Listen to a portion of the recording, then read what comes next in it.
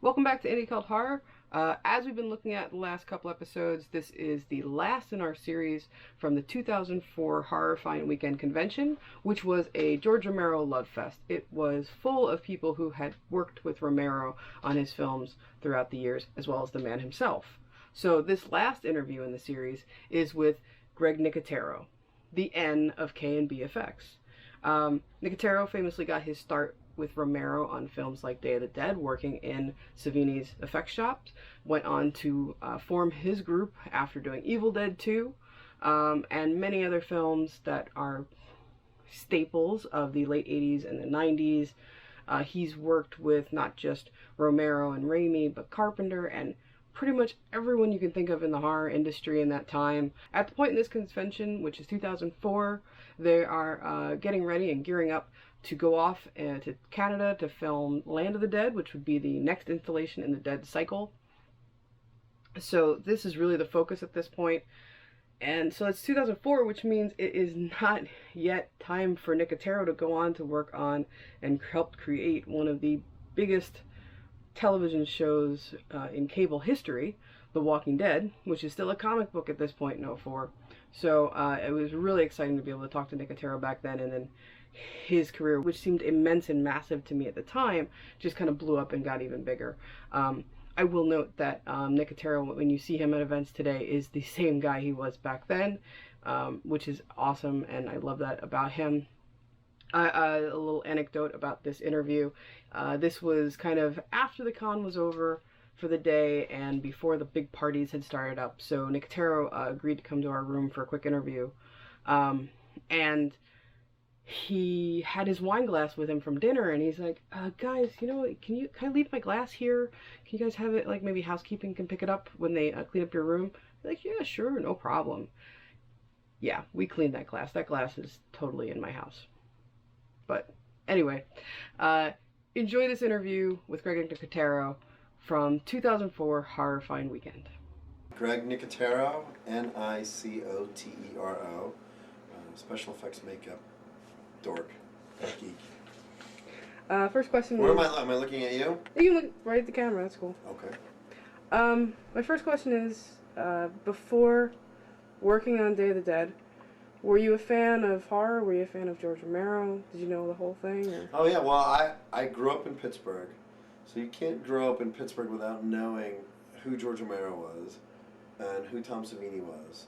So it was something that I was always a fan of. I bought Famous Monsters. I remember going to the first convention in Pittsburgh and buying Fangoria magazine #1 with Godzilla. I mean, yeah, I was a fan of horror movies.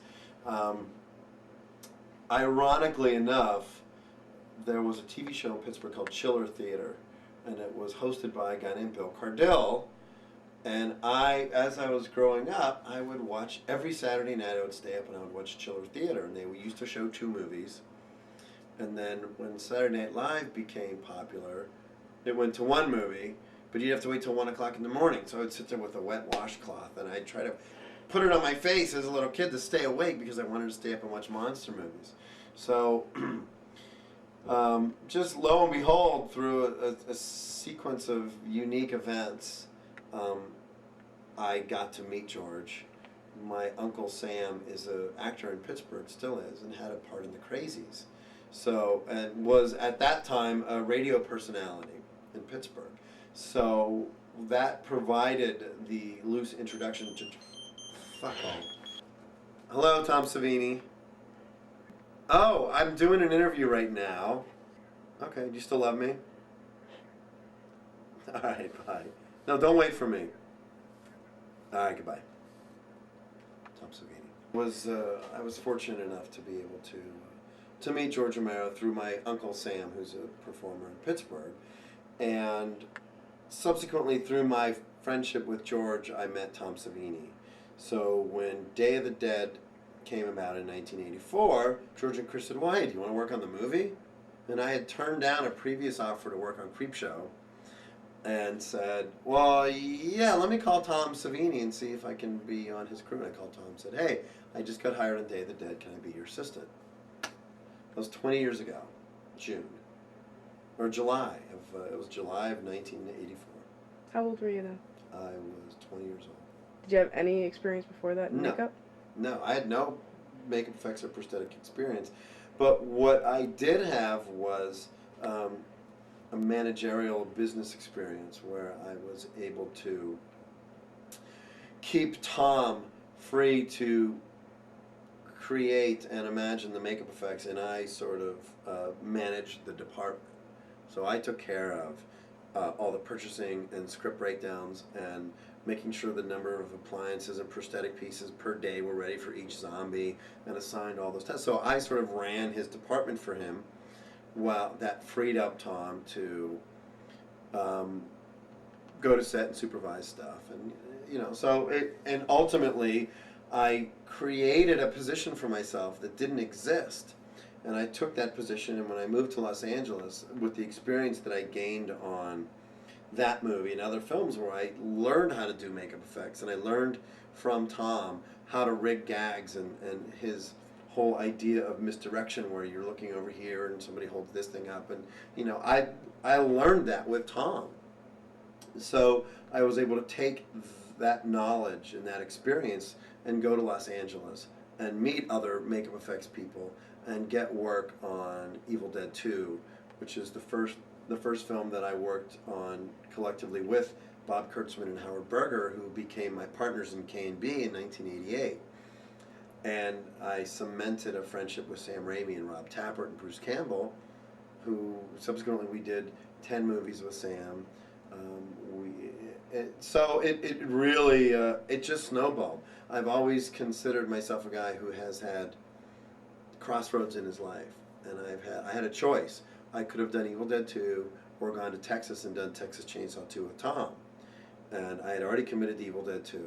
And that movie subsequently led me to form my company with Howard and Bob. So I have been fortunate enough to make the right choices in the career paths that I took. And I still consider myself very fortunate that I've been able to do that. So going from a Romero set, which is kind of like almost like a family-oriented kind of thing, where he uses a lot of the same cast and crew, and then going to a Sam Raimi set where he does the same kind of thing, was that kind of, did that make it an easy transition working with somebody new? Well, Sam was so young and so imaginative, and we had all seen Evil Dead. So, as similar to working on Day of the Dead, those movies already had an energy about them. You know, we would sit there on Day of the Dead and look at each other and go, working on fucking Day of the Dead. And Evil Dead 2 was the same thing. Evil Dead 2 was, in my opinion, always sort of like a big budget remake of Evil Dead 1.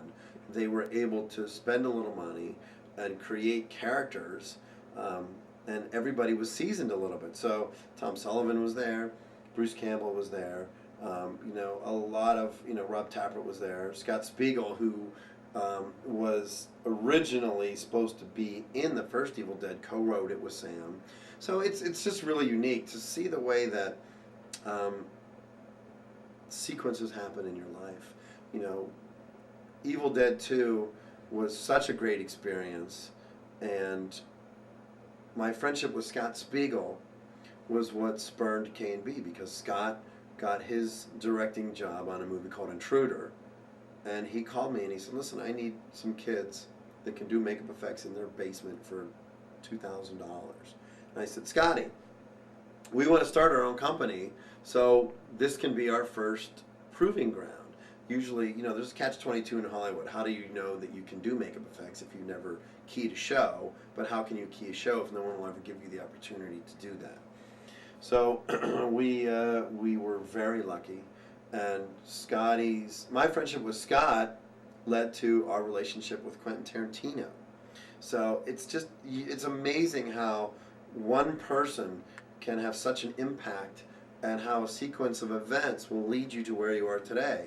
My friendship with Quentin led to us working on From Dusk Till Dawn, that was originally to be directed and was co-written by Bob Kurtzman. And then there's Robert Rodriguez. So it's really amazing if you sort of follow that sort of chain of events of how everything comes full circle. And, you know, 20 years ago, I was working on Day of the Dead, and now I'm prepping George's current zombie movie. So it's kind of weird. It's kind of surrealistic, actually. One thing that did lead to a lot of the people I was going to ask about, but one person that I also noticed that you worked a lot with was John Carpenter. Yeah, which again, I worked on a film that was one of the worst films that we've ever done. The best thing to ever come out of it was I met a first assistant director named Artis Robinson, who subsequently introduced me to my wife. So again, fortuitous circumstances. Artist was John Carpenter's assistant director. And they called us and they're like, we're doing this little movie called Body Bags.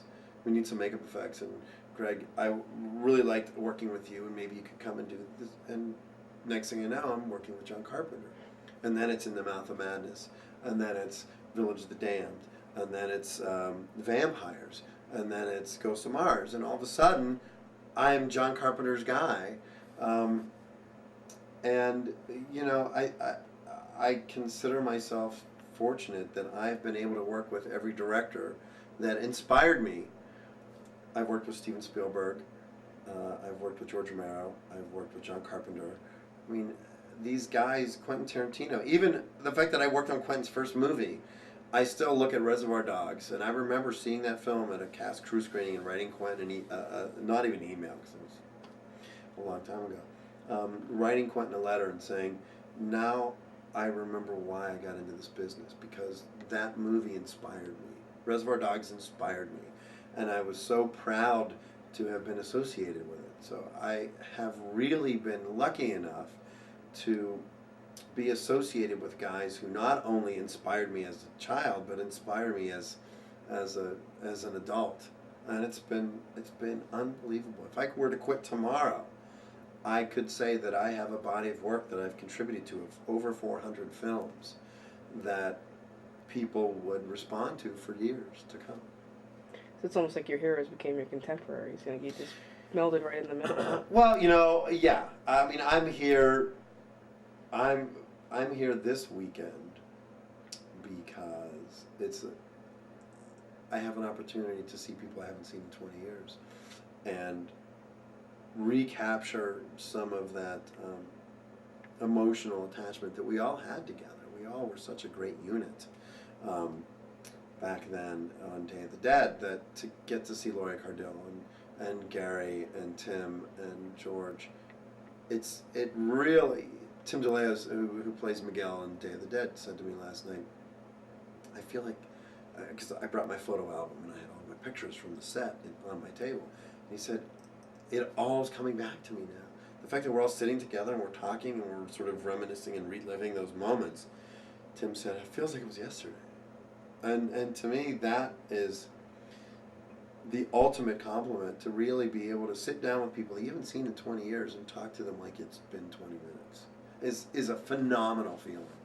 And of course, Tom Savini and I still talk so often. I mean, he's still such a great friend, and you know, I'll say to Tom, hey, I met the producer of the Dawn of the Dead remake, and you should call them, because I'm sure that if you talk to them, they'd want to put you in the movie. So it's like I'm constantly, Tom and I are constantly keeping tabs on each other and making sure that everybody's cool, and I was happy to see that Tom got a part in the Dawn of the Dead remake, and same with Ken and Scotty, and you know, it's like I still feel like I have a debt of gratitude to pay to George and Chris and Tom, because they opened this door of opportunity for me that I would have never had otherwise. And I've always felt a loyalty and an affection for them because of that, because they provided that opportunity in an industry where films that I have been associated with will be talked about for years and years and years to come. And it's amazing to me to think that film students will study the techniques that I witnessed happening. You know, film students study the art of Quentin Tarantino, and I can say I was there. I was there when we blew off Marvin's head in the backseat of Pulp Fiction, and I was there when we stabbed Uma in the chest with the syringe. And to me, it makes me feel like I'm a significant part of movie history. and it's really an amazing film. Do you feel much of a difference when you're on a set like back with Day, or even with Evil Dead 2, or even like Clinton's early work, where it's like a low budget, independent almost procedure versus some of the bigger budget stuff you have to do as K&B? Well, every movie has a different vibe to it. Every movie has a different feel. You know, we did the Looney Tunes Back in Action last year, and I had a great time. You know, Joe Dante was directing, and I kept looking over at Joe, and one day I'd say to him, I love Inner Space. Inner Space is a great movie. And The Howling, excellent werewolf movie. So, you know, every film has a different vibe to it, and you know, there have been a lot of films that have been a great amount of fun, and there are other films that aren't a lot of fun, that feel like they're stamped out of the studio mold, like this.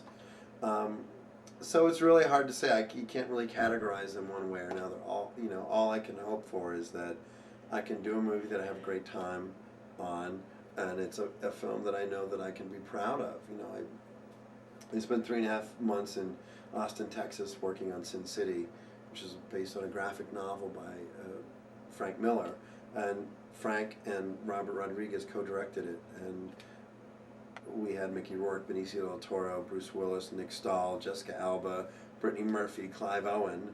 The whole film was shot on green screen, and they used the graphic novels as the storyboard. So they're going to literally match each drawing as film frames, and it was an unbelievable experience. And it was something that, you know, as the film progressed and it sort of unfolded in front of all of us, we all started thinking like Robert and thinking like Frank. So when we wrapped the movie, Robert said to everybody the last night of shooting, he said, you know, the reason I was able to get people excited about this movie is because I told them I had the best crew in the world. Because we all spent so much time living in their universe that we all started thinking like that. And it never became an issue of, well, do you like this one or this one? It became, how about that? And they go, exactly. Great. So it was great. I can't wait to see the movie when it's finished. It's going to come out March of 2005. And boy, oh boy, what a great experience. It sounds very different than it was. I mean, working with Robert is always, Robert is one of the most knowledgeable filmmakers I've ever met. I mean, I worked with him on From Dusk Till Dawn, where to him visual effects slowed him down because he was such a renegade filmmaker, and he was so fast at the way he did stuff that he hated that you'd have to stop, shoot a plate, shoot an element, shoot another element. He really didn't like it. So he redefined how visual effects were done so that they could be done in the guerrilla filmmaking style that he was accustomed to. And now visual effects are done differently, partially because of it.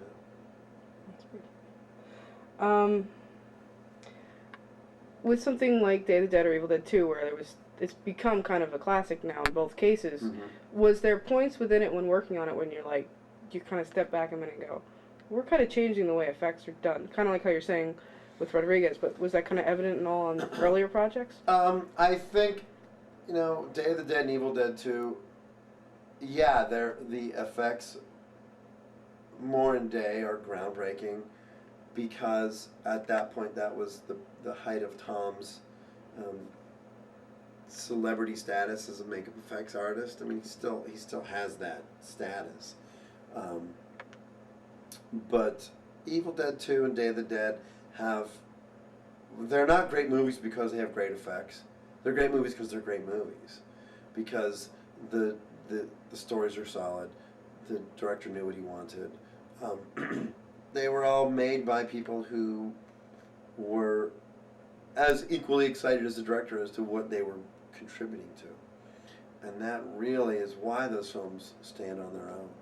And I love the fact that that people love those movies, and they come up and they ask me, "Oh, what was it like this day? What was Bruce Campbell like?" And you know, one of the most rewarding audio commentaries I ever did was I did an audio commentary with Sam Raimi, Bruce Campbell, Scott Spiegel, and Rob Tappert on Evil Dead 2.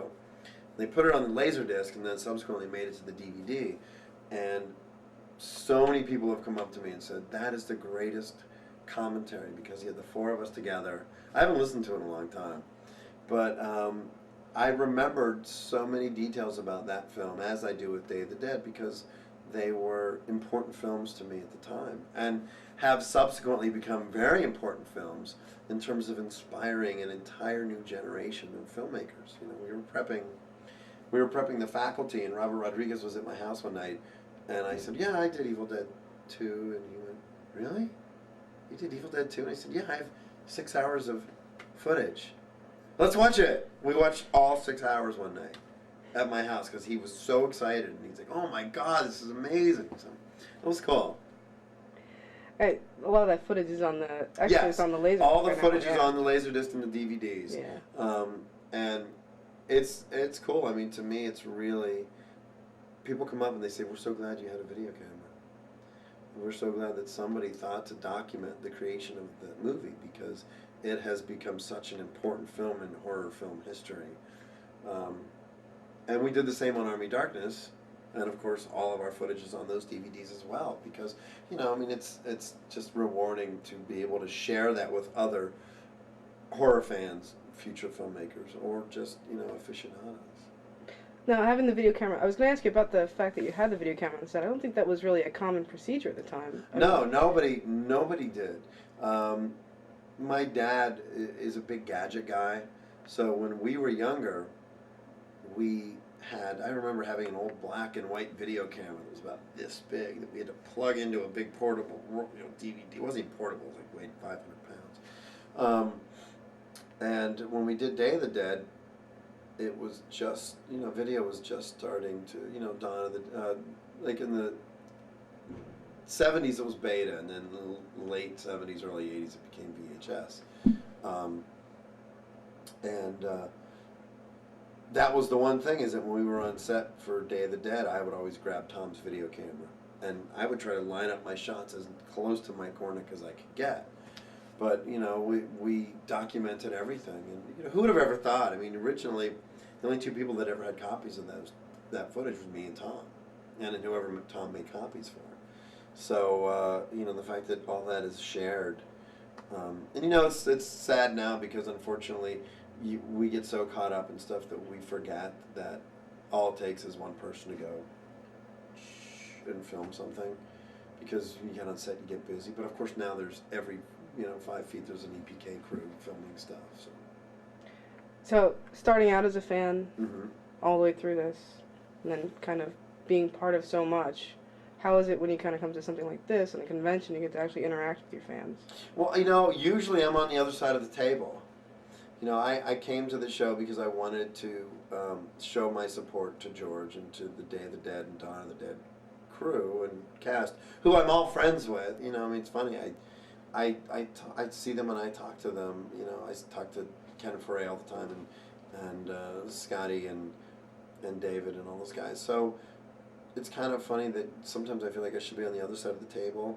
But then when I realize that I'm sort of helping to influence future filmmakers, I hope so. I mean, I hope that somebody comes up to me one day and says, "Man, I watched the Evil Dead 2 footage on the DVD, and it really inspired me. And now all of a sudden, then these guys are all of a sudden directing their own movies, So who knows? But it's great. It's really good fun." One other question about K&B. Yeah.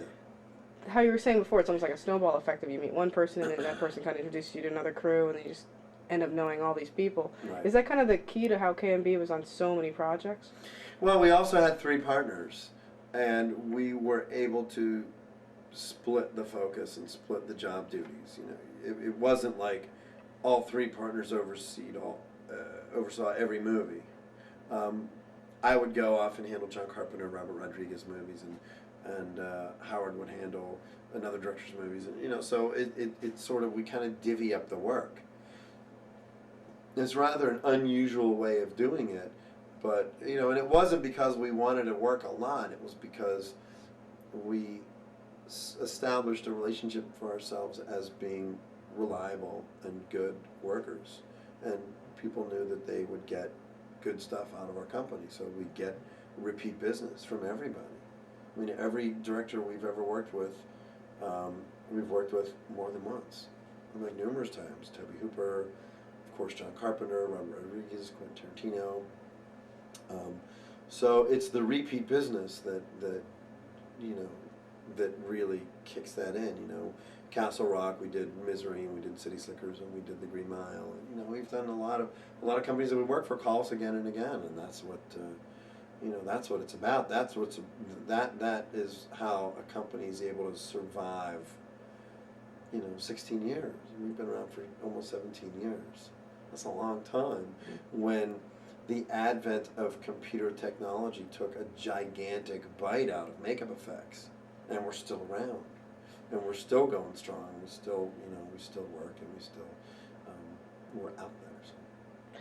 Now, I've read a lot about how K&B is kind of in a way disbanding, or well, at least only Bob Kurtzman.